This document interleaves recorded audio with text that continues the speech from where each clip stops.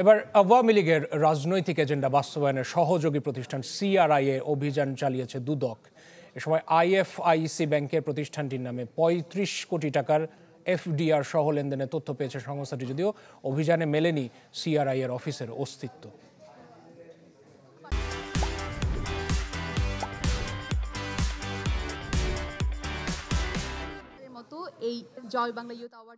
আওয়ামী লীগের গবেষণা cell centre for research and information বা সিআরআই অভিযোগ আছে প্রতিপক্ষের বিরুদ্ধে বিভিন্ন প্রোপাগান্ডা কিংবা মিথ্যা বয়ান প্রতিষ্ঠায় গেল আমলে সক্রিয় ছিল এই প্রতিষ্ঠানটি।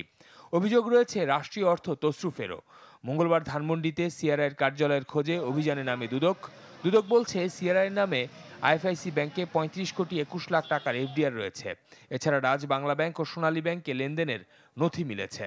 সিআরআই নামক প্রতিষ্ঠানের চেয়ারম্যান হিসাবে জনাব সজীব আহমেদ ওয়াজেদ জয়, ভাইস চেয়ারম্যান হিসাবে সাইমা ওয়াজেদ পুতুল, ট্রাস্টি হিসাবে রাদওয়ান মুজিব সিদ্দিক এবং জনাব নসরুল হামিদের নাম উল্লেখ রয়েছে। অভিযানকালে সরেজমিনে সিআরআইয়ের কার্যালয়ে উপস্থিত হয়ে কার্যালয়টি বন্ধ পাওয়া যায়।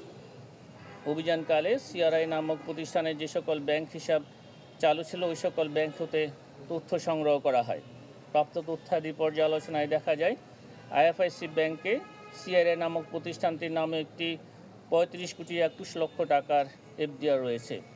এদিকে বাংলাদেশ ব্যাংকের সাবেক ও বর্তমান কর্মকর্তাদের লকারে কি পরিমাণ সম্পদ রয়েছে তার খোঁজেও নেমেছে দুদক।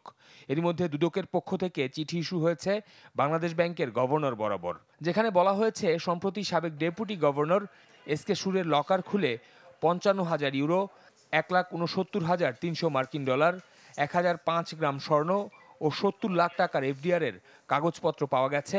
অভিযানের সময় আরও কর্মকর্তাদের লকারের সন্ধান পায় সংস্থাটি।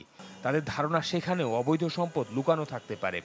এমন প্রেক্ষাপটে কর্মকর্তাদের লকার খুলতে অনুমতি নিতে নির্দেশনা জারি করেছে দুদক।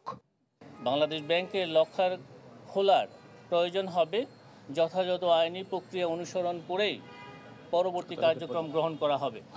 এদিন পাসপোর্ট অধিদপ্তরের পরিচালক আব্দুল্লাহ আল মামুনের বিরুদ্ধে ২,৫৬ লাখ টাকার অবৈধ সম্পদ অর্জনের অভিযোগের মামলার চার্জশিট দিয়েছে দুদক। ২৭ কোটি টাকা আত্মসাতের ঘটনায় মামলা হয়েছে ম্যাক্স গ্রুপের চেয়ারম্যান আলমগীরের বিরুদ্ধেও।